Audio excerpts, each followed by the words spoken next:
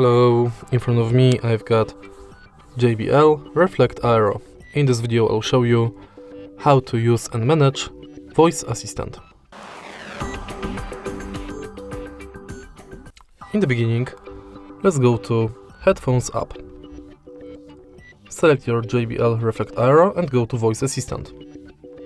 Now you can select Voice Assistant between Google Assistant, Amazon Alexa, native voice assistant, and if the earbuds are connected with iPhone, you will be able to select Siri.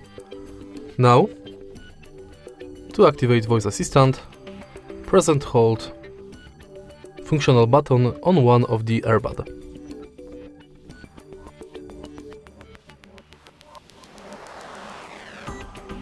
And that's basically it.